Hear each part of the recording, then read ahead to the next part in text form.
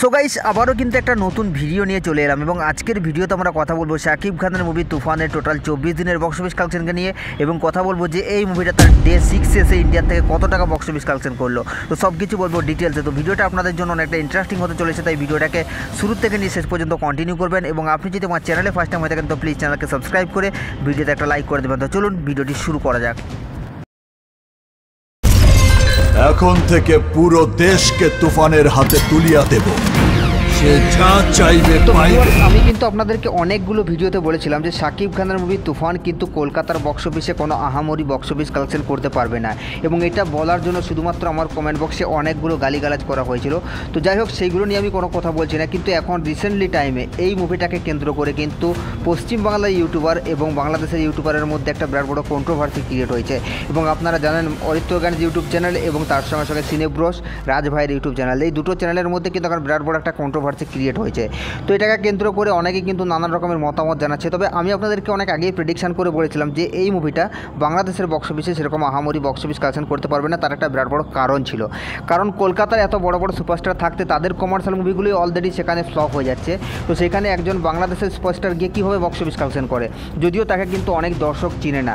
তো যাই হোক, এখন যদি আমরা কথা বলি যে কলকাতাতে কি কমার্শিয়াল মুভি চলছে না, এমনটা কিন্তু না। কলকাতার দর্শক কমার্শিয়াল মুভি দেখছে, তবে সেটা সাউথের বা বলিউডের মুভি দেখছে, কানাডা মুভি দেখছে, মানে বিভিন্ন ইন্ডাস্ট্রির মুভিকে তারা দেখছে, কিন্তু বাংলা কমার্শিয়াল মুভিকে তারা মোটেই কিন্তু দেখছে না। কারণ তাদের তুলনায় সেই মুভিগুলোকে সবথেকে বেশি বেটার মনে হচ্ছে, মানে বাংলাতে সেই বাজেটে কিন্তু সিনেমাটাকে নির্মাণ করতে পারছে না এবং সাউথের সিনেমাতে যে এলিমেন্টগুলো দেখানো হচ্ছিল, যে বাজেটে সিনেমাগুলো নির্মাণ করা হচ্ছে, তার জন্য কিন্তু দর্শকের মধ্যে একটা আলাদা লেভেলের এক্সাইটমেন্ট ক্রিয়েট হচ্ছে। দেখুন, এখানে অ্যানিমেল থেকে শুরু করে প্রভাসের কালকি, জওয়ান, পাঠান, প্রত্যেকটা মুভি কিন্তু বাংলার বক্স অফিস থেকে record breaking box office collection করে গেছে, কিন্তু এখানে বাংলা কমার্শিয়াল মুভি কোনোরকমভাবেই কিন্তু ওয়ার্ক করছে না। এটা আমি আপনাদেরকে প্রথমেই বলেছিলাম। তো অনেকেই অনেক রকমের মতামত জানিয়েছিল, কেউ কেউ গালিগালাজও করেছিল, যাক সেটা নিয়ে আমি কথা বলছি না। তবে দেখুন, এটাই কিন্তু হয়েছে, শাকিব খানের মুভি তুফান যে বক্স অফিস কালেকশন করতে পারছে না, এটাই হচ্ছে তার সবথেকে বড় কারণ। মুভিটাকে ভালো প্রমোশন করা হয়েছিল, মুভিটাকে নিয়ে ভালো হাইপ ছিল, ক্রেজ ছিল, কিন্তু মুভিটা সেরকমভাবে কালেকশন করতে পারল না। এবং জিদ্দার মুভি চেঙ্গিসের ক্ষেত্রে ঠিক তেমনটাই হয়েছিল। মুভিটা যেভাবে আশা করা হয়েছিল যে মুভিটা এত টাকা বক্স অফিস কালেকশন করবে, সেই আশাটা কিন্তু সম্পূর্ণ করতে পারেনি চেঙ্গিসও। তো গাইস এখন আমরা কথা বলবো যে এই মুভিটা তার ডে 6 এসে ইন্ডিয়া থেকে কত টাকা বক্স অফিস কালেকশন করলো। তো গাইস এই মুভিটা তার ডে 6 এসে ইন্ডিয়া থেকে বক্স অফিস কালেকশন করছে প্রায় 3 লক্ষ টাকার মতো এবং টোটাল 6 দিনে মুভিটা বক্স অফিস কালেকশন করেছে 57 লক্ষ টাকার মতো।